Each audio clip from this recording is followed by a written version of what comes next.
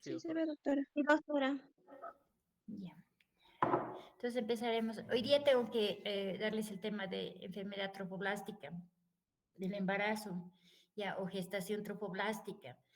Este es un conjunto de enfermedades, o sea, es un conjunto de cuadros que pueden ser patologías benignas, pero también podrían convertirse en patologías malignas.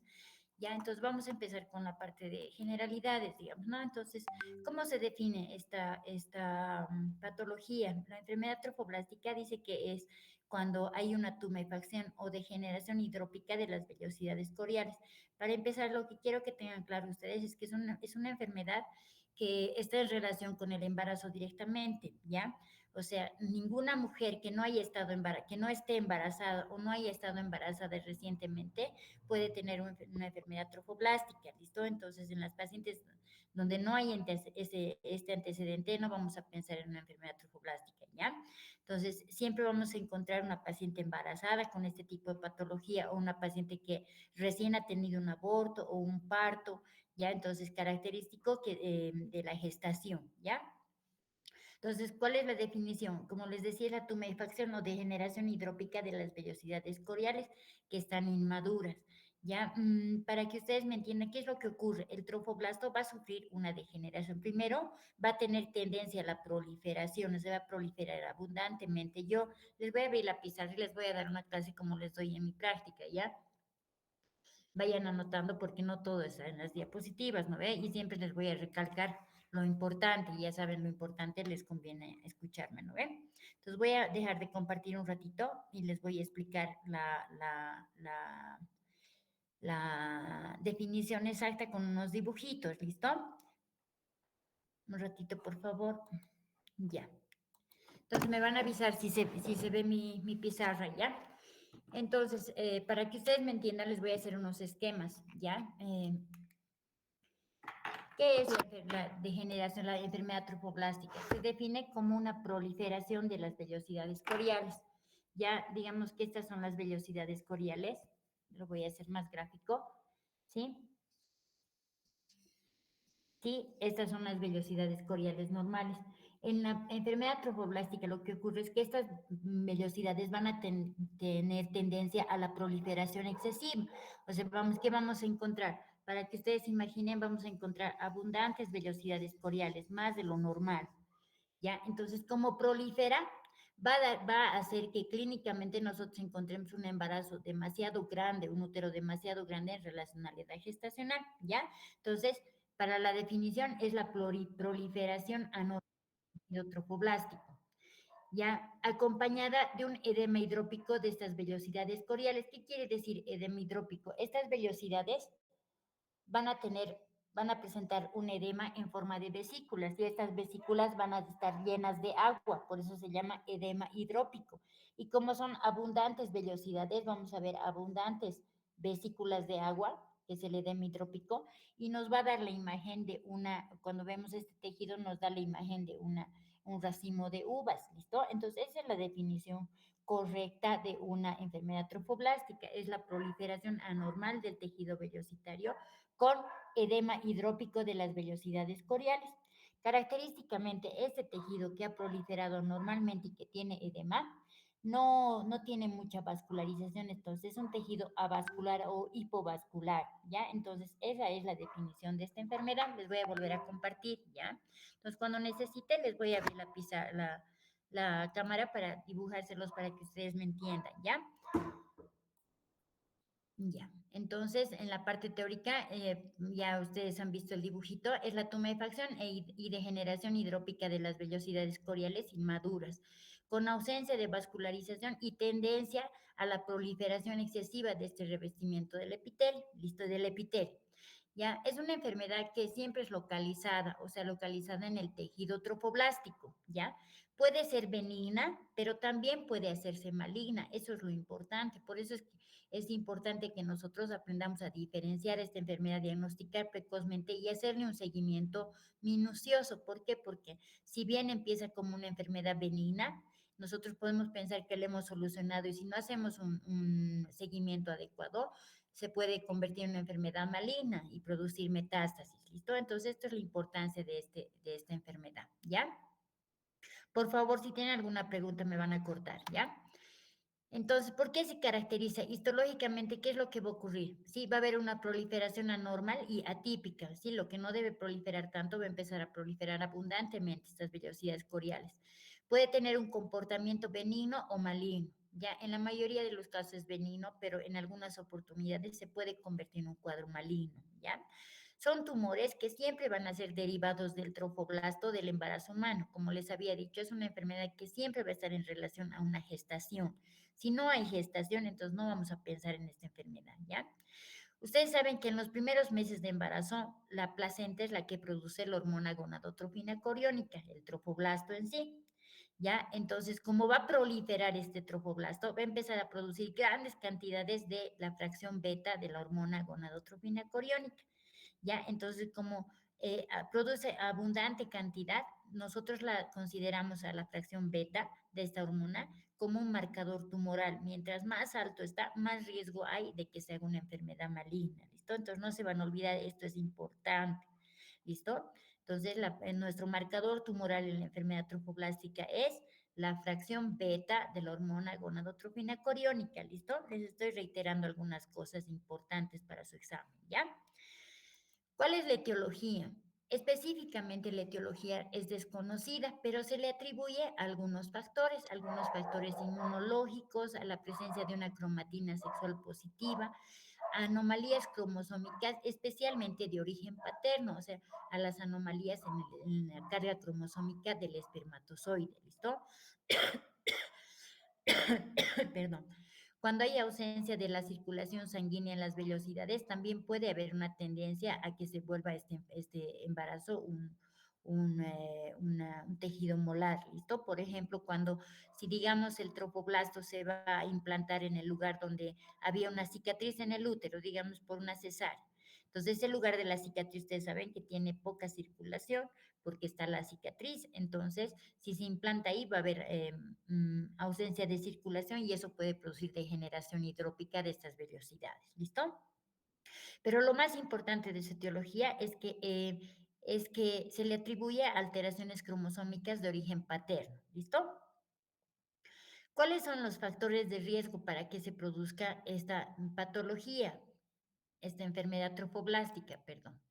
Ya, es bien importante las edades extremas, es más común en edades extremas, especialmente las primigestas extremas, o sea, que se hayan embarazado muy jovencitas, por primera vez, ¿no? En su primer embarazo, menor a los 20 años, o que sean primigestas añosas, mayor a 40 años. Ese es uno de los factores más importantes.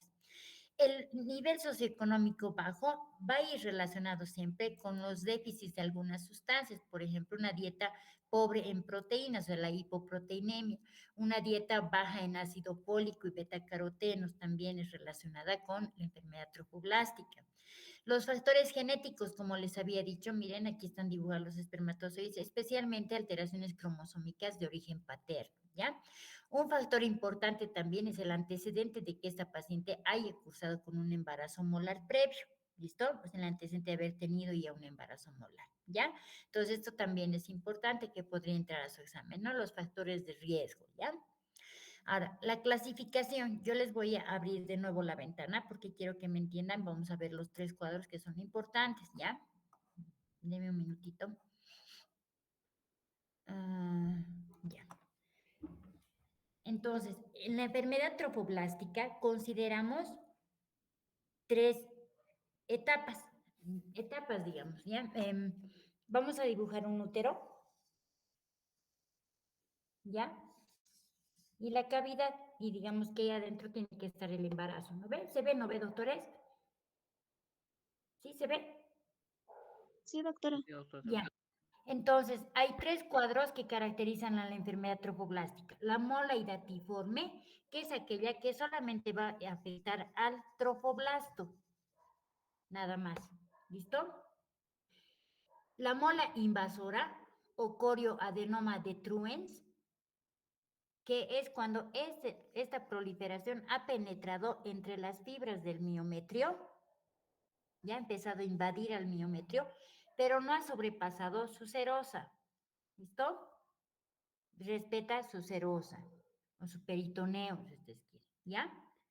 Y el coriocarcinoma, que es la etapa maligna, es cuando ya ha sobrepasado, ha penetrado, ha invadido el miometrio, ha sobrepasado la serosa y puede invadir a órganos vecinos, por ejemplo, pulmón, por ejemplo, hígado, o sea, ya va a producir metástasis, ¿ya? Entonces, esos son los tres cuadros que forman la enfermedad trofoblástica, la mola hidatiforme, que es la degeneración solamente del trofoblasto, la mole invasora, que es cuando esta proliferación penetra en las fibras del miometrio, pero no sobrepasa el peritoneo o la serosa, ¿ya? Y el coriocarcinoma, que es cuando ya ha sobrepasado esa proliferación, ha ido a otros órganos y a producir metástasis y a órganos distantes, ¿listo? Entonces, esos son los tres cuadros que abarca la enfermedad trofoblástica. Entonces, vamos a ver uno por uno, ¿listo? Les voy a volver a cerrar la cámara y voy a volver a compartir.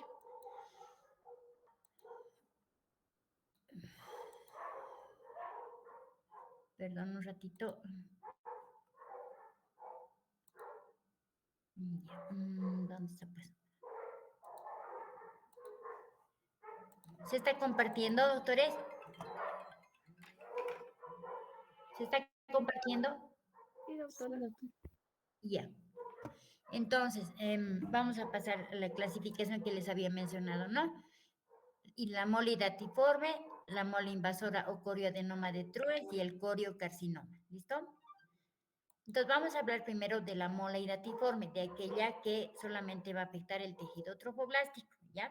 Tenemos dos tipos o dos presentaciones de mola hidatiforme. La completa es la que va a afectar a todo el trofoblasto. Miren, aquí hay una degeneración de todo el trofoblasto, ¿ya? Y como está completamente degenerado, no hay embrión, por eso también se la conoce como completa o anembrionada, o sea que no hay embrión, ¿listo? Y la parcial, cuando solamente hay una degeneración focal, solamente un segmento del tropoblasto ha sufrido proliferación y degeneración hidrópica, ¿ya? Y los restos está normal, entonces puede dar origen a que se forme un fetito, un embrión, pero normalmente o generalmente este embrión tiene múltiples malformaciones, ¿ya? Y se tiende a descontinuar precozmente, ¿ya? Entonces se puede confundir como un aborto incompleto o un aborto en curso, ¿listo? En los libros dice que como se descontinúa precozmente, hay algunos casos muy raros que han llegado a término, pero el bebé tiene tantas malformaciones que son incompatibles con la vida y apenas nace fallece, ¿ya? Yo en estos años de que ya tengo especialidad, que son más de 10 años, más de 15 años, nunca he visto un bebé que llegue a término en una mole hidatiforme parcial. ¿Listo? Siempre se descontinúan y se pueden confundir inclusive con un aborto incompleto, ¿ya? Entonces vamos a ver primero la mola completa. ¿Por qué se caracteriza la mola completa? Porque va a haber una degeneración hidrópica de todo el tejido vellositario. Va a haber una proliferación intensa del tejido trofoblástico, ya va a haber una proliferación abundante.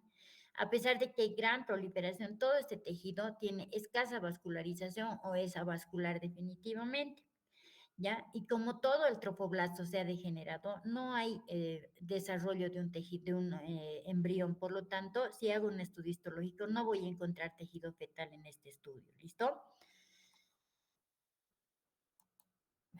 La mola completa también se caracteriza porque va a tener una carga cromosómica, un cariotipo, que característicamente es el 46XX o 46XY.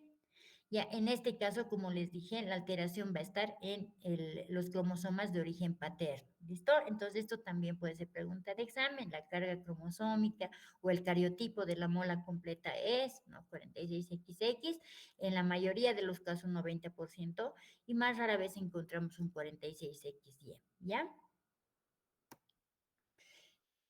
En la mola completa vamos a encontrar que hay una alteración en el tejido trofoblástico que generalmente va a ser completa, muy rara vez va a ser difusa, pero también podemos encontrarla en algunos casos, ¿ya?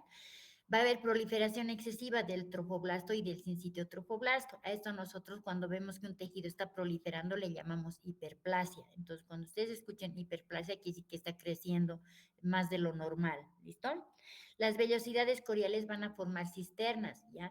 Y va a ser prácticamente un tejido totalmente degenerado. Este es el que más nos da la imagen característica que nosotros comparamos con un racimo de uvas, ¿listo? Cuando vemos el tejido, ¿ya?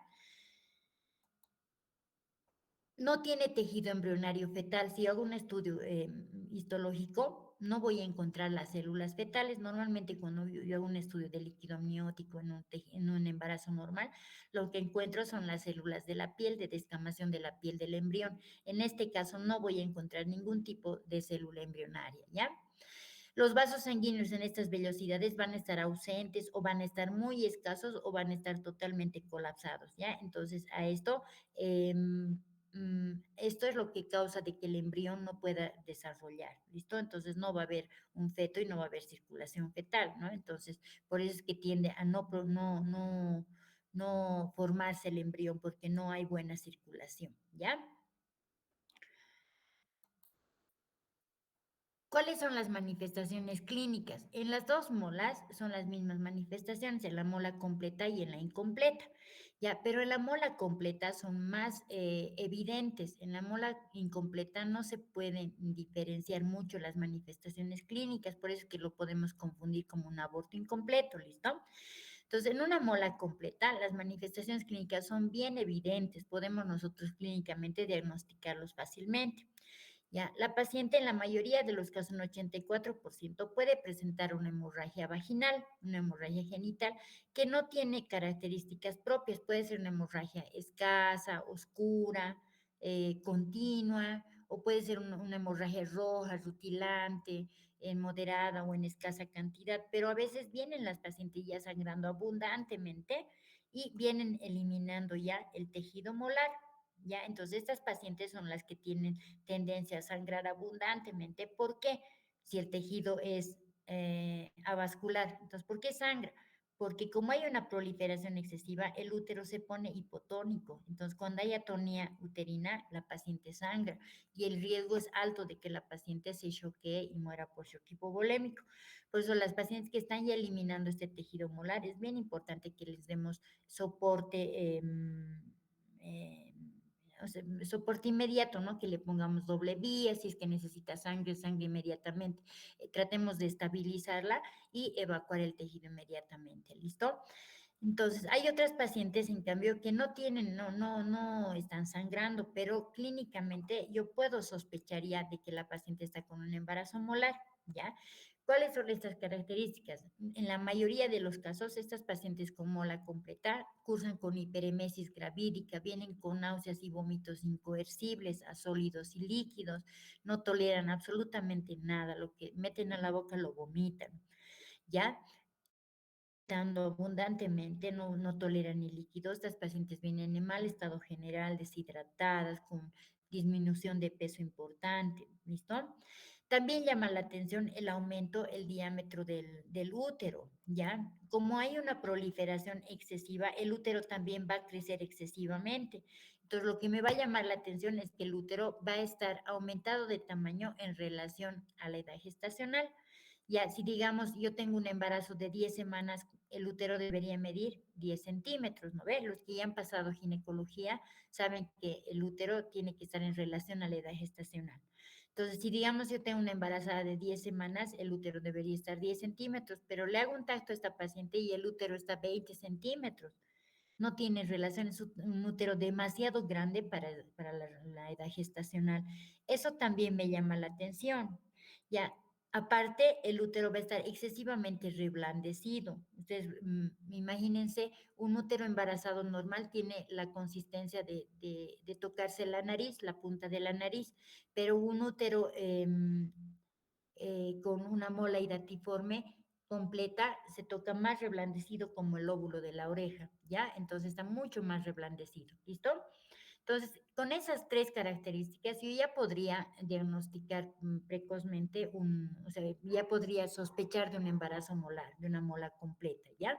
Les repito, la hiperemesis gravídica, que es el signo que más acompaña a la mola completa, ya el aumento excesivo del diámetro uterino, la consistencia del útero que está reblandecido, de que si es un útero grande, yo ya debería tocar partes fetales. En este caso, no voy a poder tocar partes fetales ya no voy a poder escuchar latido cardíaco, eso también, el latido cardíaco fetal, ¿no? Entonces eso también me llama la atención, ¿listo? En algunos casos, estas pacientes pueden tener signos de hipertensión arterial precoz, la preeclampsia. Ya nosotros le decimos preeclampsia cuando la presión sube o sea, sube por encima de lo normal, ¿no? Pero en las pacientes que están embarazadas de más de 22 semanas. En este caso, estas pacientes pueden desarrollar una hipertensión arterial precoz, ¿ya? Eso también me va a llamar la atención para pensar en una mola, ¿listo? Si le hago una ecografía, vamos a encontrar, no sé si se ve en esta fotito, quistes tecaluténicos grandes que incluso tienen riesgo a producir torsión, ¿listo? También es característico en estas pacientes que tengan signos de hipertiroidismo, especialmente los temblores y los oftalmos. Y cuando la gonadotropina coriónica está muy alta, incluso pueden desarrollar una tormenta tiroidea, ¿listo? Todos estos signos clínicos, todos estos signos y síntomas son bien importantes, ¿ya? Puede entrar a su examen, por ejemplo, en una pregunta, estos son signos, o cuál no es signo, no forma parte, qué sé yo, ¿ya?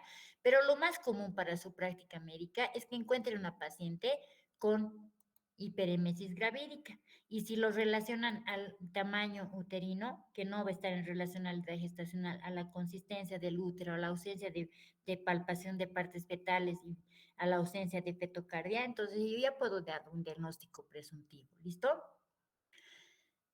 Ahora, en la mola parcial, los signos son mucho más leves, ¿ya? ¿Qué es lo característico de una mola parcial o embrionada? Porque en la parcial solamente va a haber una proliferación del tropoblasto, pero focal, ¿ya? Entonces también va a haber edema vellocitario, pero solamente en un segmento del tropoblasto. Va a haber proliferación, pero solamente en un segmento del tropoblasto, por eso dice focal. Ya, las vellosidades van a tener vasos sanguíneos y van a tener células sanguíneas, pero en escasa cantidad, solamente en ese segmento donde está proliferando y se está produciendo el edema hidrópico. El resto del tropoblasto va a estar normal. ¿Sí? Entonces, como el resto del tropoblasto está normal, puede darle soporte al embrión para que desarrolle, ya, pero este embrión va a tener malformaciones. ¿Listo? ¿Ya? ¿Por qué se caracteriza la mola parcial? ¿Sí? Lo más importante, perdón, lo más importante, me he saltado, es su cariotipo. Un ratito me he perdido con las diapositivas. No. Su cariotipo. En la mola completa, su carga genética era 46XX o 46XY, ¿no ve? En este caso, su cariotipo va a ser triploide, 69XXX o 69XXY. ¿Ya? Entonces, aquí también la alteración cromosómica va a derivar del cromosoma paterno, ¿listo? Entonces, esa también podría ser pregunta de examen, ¿ya? Las manifestaciones clínicas en una mola incompleta van a ser más difícil de diagnosticar clínicamente. ¿Por qué? Porque como el bebecito es mal formado, tiende a morirse precozmente el fetito, ¿ya? Y el cuerpo sabe, ustedes saben que cuando algo está mal en el cuerpo lo rechaza. Entonces, la paciente de por sí puede empezar a tener un aborto espontáneo. ¿Ya? Y cuando nosotros la revisamos es fácilmente confundible con un aborto incompleto. ¿Por qué? Si hay una proliferación excesiva del tropoblasto. En este caso, como es focal, el útero no va a estar muy aumentado de tamaño en relación a la edad gestacional. Por ejemplo, si yo tengo un embarazo de 10 semanas, le hago un tactito y resulta que está 12 centímetros. Entonces, no me llama mucho la atención porque no es mucha la diferencia. Claro, como la proliferación es focal, entonces no se va a notar mucho la proliferación, ¿listo?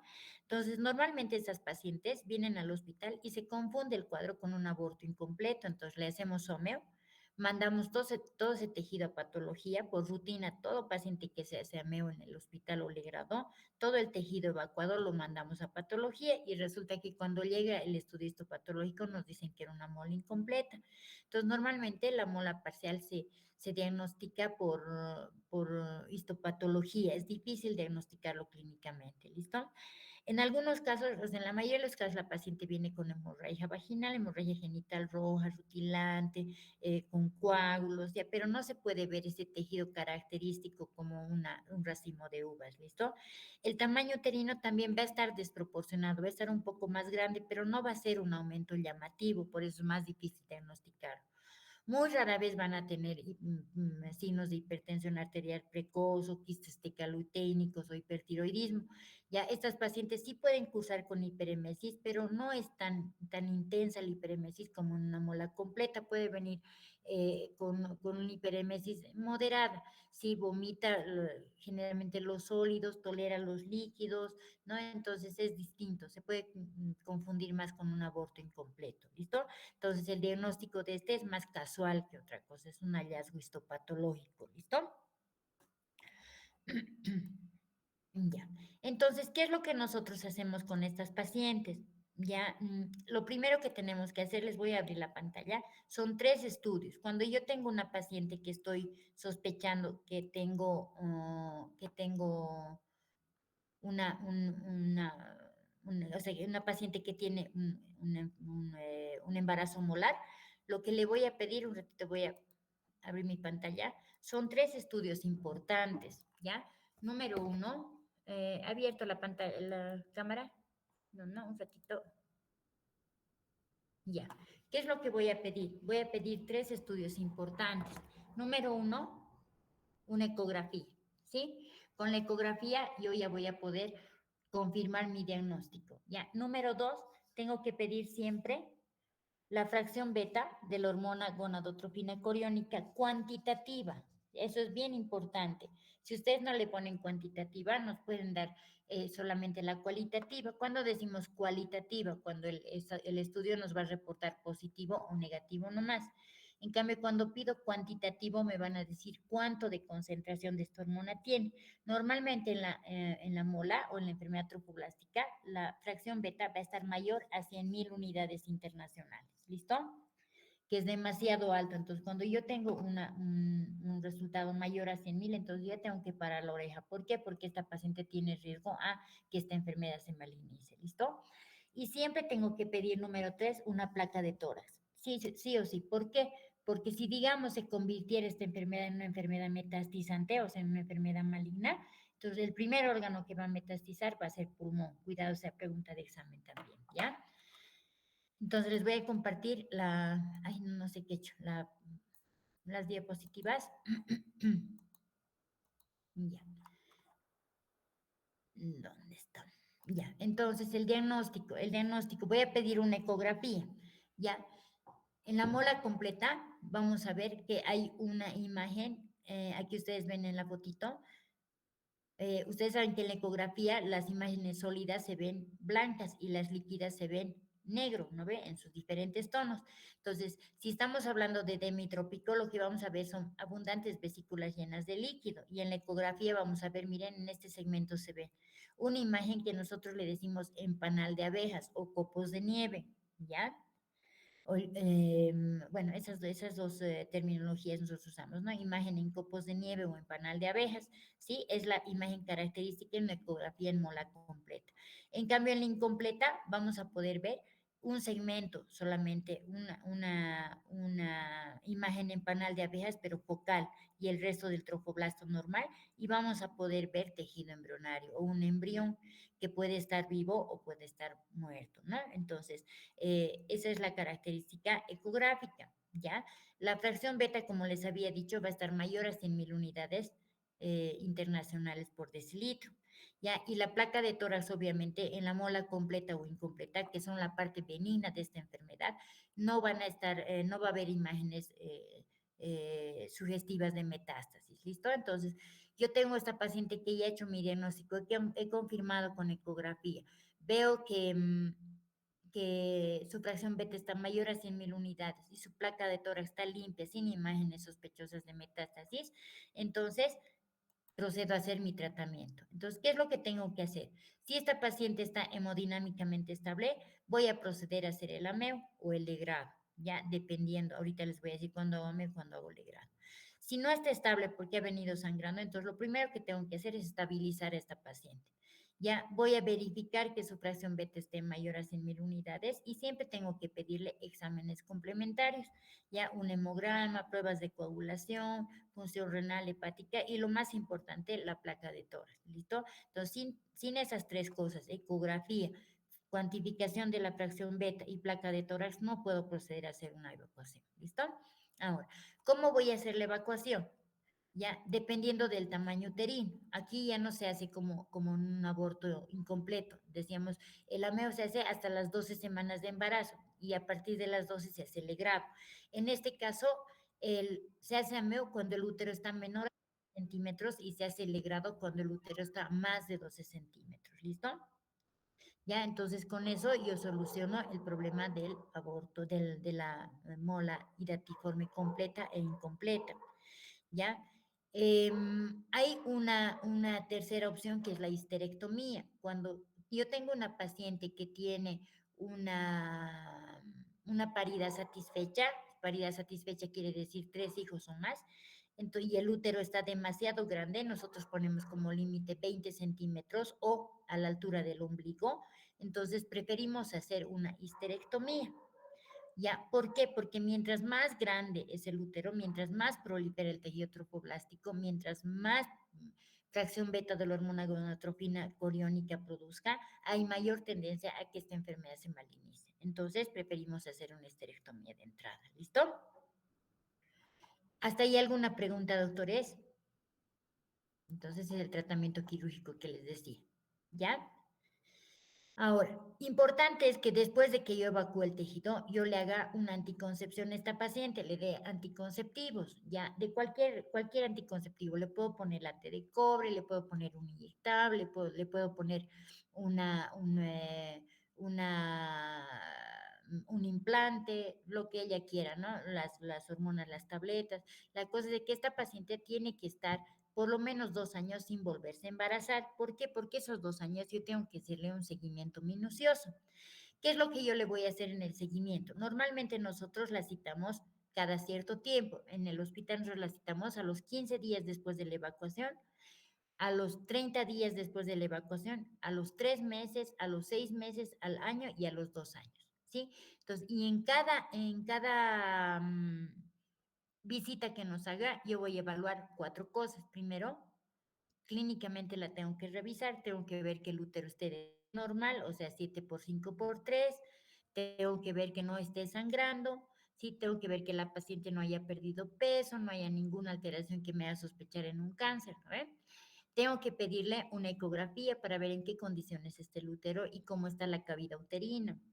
Tengo que pedirle fracción beta de la hormona gonadotropina coriónica, porque desde el momento en que he evacuado el tejido molar, se supone que tiene que ir disminuyendo progresivamente hasta llegar a su valor normal, ¿ya? Y tengo que pedirle una placa de tórax, ¿ya? ¿Por qué? Porque si en el momento en que he evacuado no había imágenes sospechosas de metástasis, puede ser que aparezcan en el momento en que está acudiendo a sus controles, ¿listo? Entonces, siempre en las consultas, a los 15 días, al mes, a los 3 meses, a los 6 meses, al año y a los 2 años, yo debo controlar esas tres cosas. Pero si esta paciente se embaraza, entonces la fracción beta otra vez va a empezar a ascender y yo no voy a saber si es por el embarazo o porque se está metastizando, se está malignizando la mola que ella ha tenido, ¿no? Entonces, por eso es importante que yo a la paciente no la deje ir del hospital sin un anticonceptivo. ¿Listo? ¿Hasta ahí alguna pregunta, doctores? Eso es en mola hidatiforme, completa e incompleta. Si tienen alguna duda,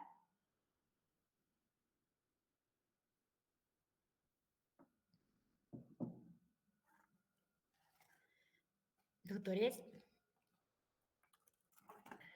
Vamos a pasar al siguiente cuadro, que es la mola invasiva. Hemos dicho que la mola invasiva era cuando ya había invasión del miómetro o de sus vasos por las células del trofoblasto o del citotrofoblasto, del sincitio trofoblasto. En este caso va a haber una persistencia de las vellosidades placentarias que van a estar entre las fibras del miometrio, ¿ya? Por eso se llama mola invasora, porque está, o invasiva, porque está invadiendo el miometrio. Es raro, constituye el 15% de todos los tumores del trofoblasto, pero se puede presentar. Como no ha invadido la serosa, no ha traspasado la serosa, entonces rara vez puede producir metástasis. ¿listo? Y en el momento en que empieza a perforar el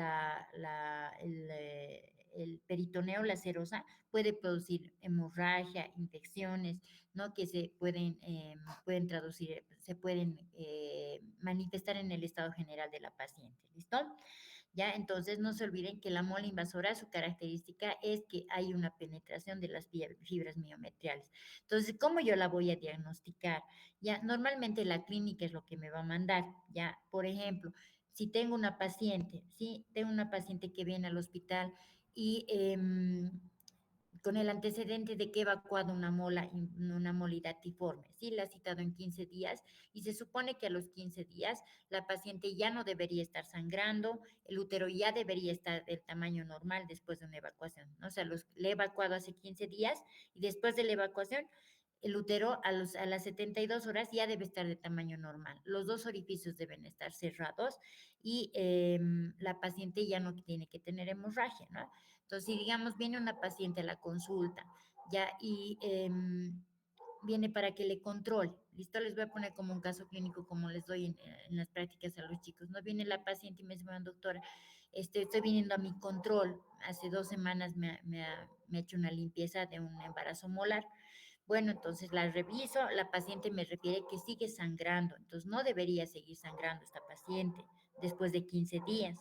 La reviso y resulta que el útero sigue grande, ya debería estar de tamaño normal, 7 por 5 por 3, pero resulta que está 9. Los dos orificios están permeables, sigue sangrando. Entonces ahí yo ya tengo que sospechar o que he dejado restos, no he evacuado bien, o que la mola está invadiendo miometrio o está invadiendo otros órganos también.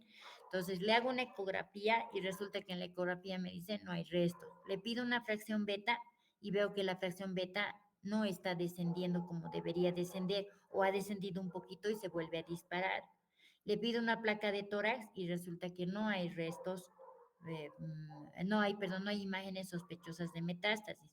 Entonces, en esta paciente mi sospecha va a ser una mola invasora. ¿Listo? ¿Cómo yo puedo diagnosticar al 100%? Podría ser una centellografía, una tomografía con contraste, pero normalmente lo que hacemos en estas pacientes es una cirugía biopsia. Lo que hacemos es proponerle a la paciente una histerectomía por el alto riesgo de metástasis. Entonces le hacemos la histerectomía y lo mandamos a patologías útero para que nos confirmen si era una mola invasora o no. ¿Ya? Lo que más nos guía a que piensen una mola invasora es la fracción beta de la hormona gonadotropina coriónica que se mantiene elevada o pues se vuelve a elevar, ¿no? Está descendiendo después de la evacuación y de pronto vuelve a ascender. Entonces eso me hace sospechar una mola invasora. ¿Listo?